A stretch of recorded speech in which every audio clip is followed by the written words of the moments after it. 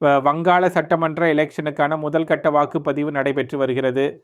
16 மாவட்டங்களில் உள்ள 152 தொகுதிகள் பலத்த பாதுகாப்புக்கு மத்தியில் தேர்தலை சந்திக்கின்றன.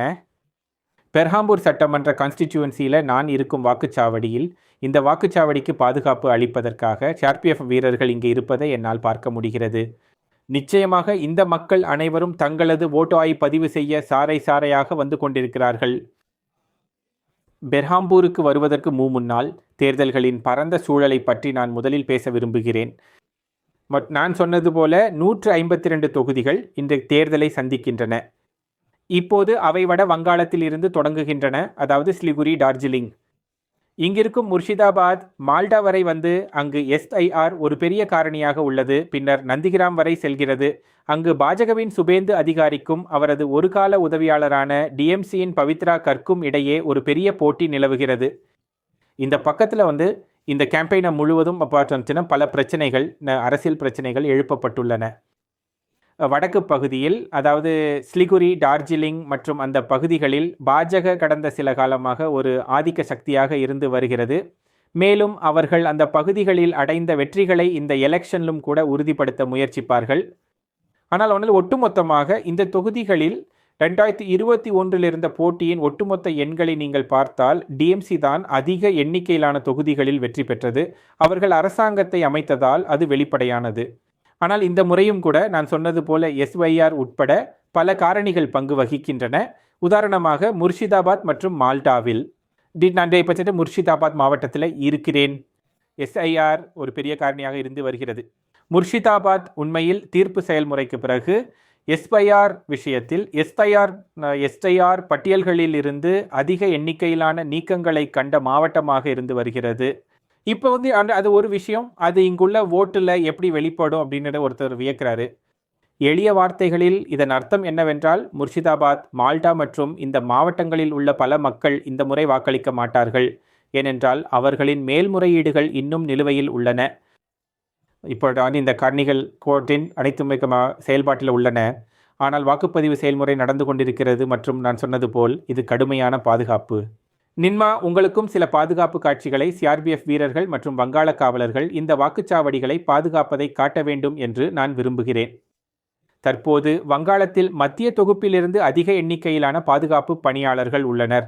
2400க்கும் மேற்பட்ட கம்பெனிகள், அதாவது களத்தில் களப்பணியை பொறுத்தவரையில் இதன் பொருள் குறைந்தது 20 லட்சம் அல்லது அதற்கு மேற்பட்ட பாதுகாப்பு பணியாளர்கள். அது ஒரு பெரிய எண்ணிக்கை மற்றும் எலெக்ஷன் ஆணையம் அவர்களின் குறிக்கோள், அவர்களின் நோக்கம் ஒரு சுதந்திரமான மற்றும் நியாயமான வாக்குப்பதிவு செயல்முறையை உறுதி செய்வதாகும் என்று சொல்கிறது.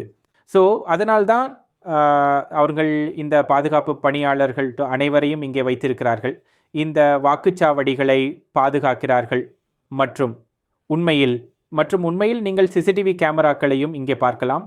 இதை எலெக்ஷன் ஆணையம் அனைத்து வாக்குச்சாவடிகளிலும் செயல்படுத்தப் போவதாக கூறியது நடவடிக்கைகளை கண்காணிப்பதற்காக. இதெல்லாம் இங்கே நடக்குது. அதிகாலையில் இவ்வளவு மக்கள் இங்கே. அம்மா, உங்கள் பேர் என்ன? உங்க பேர் என்ன? பாணி பிஸ்வாஸ். பாணிஜி, இவ்வளவு அதிகாலையில் இவ்வளவு காலையிலேயே நீங்க வந்துட்டீங்களா? நான் முதியோர் இல்லத்தில் வசிக்கிறேன். அந்த இடம் இங்கிருந்து ரொம்ப தூரம். நான் அங்கதான் தங்கி இருக்கிறேன். ஆமாம். காசிம் பஜார், அங்கிருந்து வந்திருக்கிறேன். அதாவது ரொம்ப தூரத்திலிருந்து வந்திருக்கிறீர்கள்? ரொம்ப தூரத்திலிருந்து வந்திருக்கிறேன். அதாவது டோட்டோ ரிசர்வ் பண்ணி வந்திருக்கிறேன். சரி அச்சி, அப்போ இதை சொல்லுங்க மேடம். எந்த பார்ட்டியுடைய பெயரையும் சொல்ல வேண்டாம். ஆனால் வந்து உங்களுடைய எல்லோருக்கும் இந்த எலெக்ஷனில் மிகப்பெரிய பிரச்சனைகள் என்ன? சுகேத்தே, உங்களுக்கு பெரிய பிரச்சனை என்ன? எந்த பார்ட்டியுடைய பெயரையும் சொல்ல வேண்டாம். ஆனால் உங்களுக்கு இந்த எலெக்ஷனில் மிகப்பெரிய பிரச்சனை என்ன? பார்க்கிறேன் நல்லா. ஆனா சரி, அப்புறம் வந்து அந்த மாதிரி சரி இதை செஞ்சுடுவேன். அப்புறம் அந்த ஓட்டு அந்த மாதிரி ஒரு இடம். ஜி, ஆமா, அதனால நல்லா இருக்கும். ஏஆர் என்ன?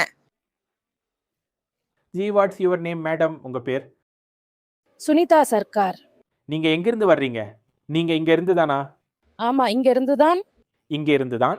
அதிகாலையிலேயே நீங்களும் ஓட் பண்ண வந்திருக்கீங்களா? ஆமா, கூட்டம் அதிகமாயிடும். இதுக்கப்புறம் வந்தா ரொம்ப ஜாமேலாவா இருக்கும். எவ்வளோ காலையில வர முடியுமோ அவ்வளோ ஜாமெல்லாம் இல்லாம இருக்கலாம். ஜி, எந்த பார்ட்டி பேரையும் சொல்லாம உங்களுக்கு ஒரு இளைஞரா இந்த எலெக்ஷன்ல என்ன பெரிய இஷ்யூவா இருக்கு? பெரிய பிரச்சனை இங்கே ஒண்ணுதான். கொஞ்சம் மழை பெய்தாலே போதும், எல்லாருடைய வீட்டிற்குள்ளும் தண்ணீர் புகுந்து விடுகிறது. இந்த இவ்வளோ பெரிய இஷ்யூ இந்த ப்ராப்ளம் சால்வ் ஆகவே மாட்டேங்குது.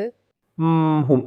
இவ்வளோ நாங்க இவ்வளோ மியூனிசிபலுக்கு இவ்வளோ சொல்லியிருக்கோம், ஆனால் எதுவும் சால்வ் ஆக மாட்டேங்குது. எப்போதுமே எதுவும் நடப்பதில்லை. கொஞ்சமாக எம்மாமழை பெய்தால் கூட எல்லார் வீட்டிலையும் முழுசா தண்ணீர் நிறைந்து விடுகிறது. ஆம், அப்படியே நாள் முழுக்க முழுக்க நாங்க டிராவல இன்ட்ரெஸ்டிங்காக இருக்குது. நீங்கள் ரொம்பவே ஒரு லோக்கல் இஷ்யூவை பற்றி பேசுகிறீங்க. ஆனால் நடக்கிற கேம்பெயின்ஸில் எல்லாம் என்னென்னமோ பேசுகிறாங்க. இந்த விஷயமெல்லாம் நீங்கள் பெஹ்ராம்பூர் முழுவதுமே இப்படித்தான் இருக்கு. அப்படியா? எங்க லோக்கல்ல மட்டும் அங்கே மட்டும் நடக்குதுன்னு இல்ல. இந்த முழுக்க லோக்கல் முழு பெஹ்ராம்பூரிலும் இப்படித்தான் இருக்கு. ஆமா, நீங்க கொஞ்சம் வீடியோ பார்த்தீங்கன்னா நீங்களும் பார்ப்பீங்க. நம்ம முனிசிபல் கார்பரேட்டரே அவரும் அந்த தண்ணியை வெளியேற்றிக்கிட்டே இருக்கிறாரு. அப்போ பாலிட்டிஷியன்ஸ் இதை பற்றி எல்லாம் கேம்பெயினில் பேசியும் இருக்காங்களா? பேசுறாங்க, ஆனா பிரச்சனை சால்வ் ஆகுறது இல்ல. சால்வ் ஆகலை. எதுவுமே சால்வ் ஆகுறது இல்ல கடைசியில. அப்புறமா இங்கே இருக்கிற இந்த பெண்கள் வந்து தங்களோட ஓட்டை போட்ட முதல் ஆட்களில் இருக்காங்க. மேடம், உங்கள் பேர் என்ன? உங்கள் பேர் என்ன? மீரா ராணி ஐஸ். உங்கள் பேர்? கிருஷ்ணா ஆச்சாரியா. நான் பார்த்தேனே, காலையிலேயே நீங்கள் வந்து ஓட் காஸ்ட் பண்ணிட்டீங்க. அதாவது எதையாவது யோசிச்சுட்டு வந்தீங்களா, இல்லை சும்மா தான் காலையில் வந்துட்டீங்களா? அதாவது பெங்காலில் சொல்லுங்க.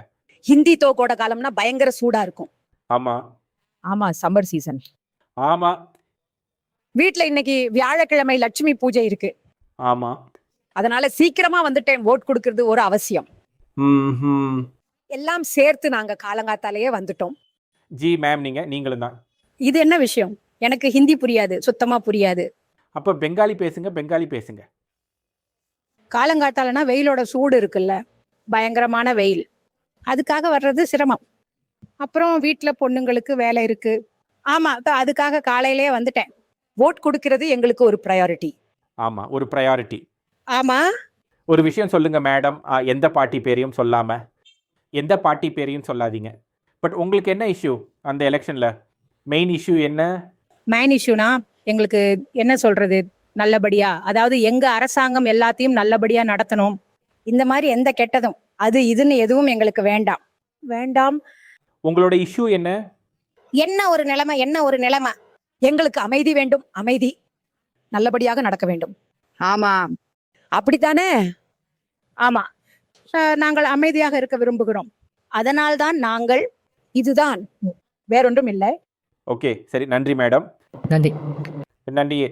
ஸோ இதோ பார்த்தீர்கள், மக்கள் அதிகாலையிலே தங்கள் ஓட்டை செலுத்துகிறார்கள். மேலும் இவ்வளவு பேர் அவர்களால் இங்கே தங்கள் ஓட்டு உரிமையை பயன்படுத்த முடிவதை பார்ப்பது நன்றாக இருக்கிறது. நிச்சயமாக நான் சொன்னது போல இந்த எலெக்ஷனில் ஓட்டு செய்ய முடியாத மற்றவர்களும் இருக்கிறார்கள். ஏனென்றால் தீர்ப்பாயங்கள் முன்னுள்ள அவர்களின் மேல்முறையீடுகள் இன்னும் நிலுவையில் உள்ளன.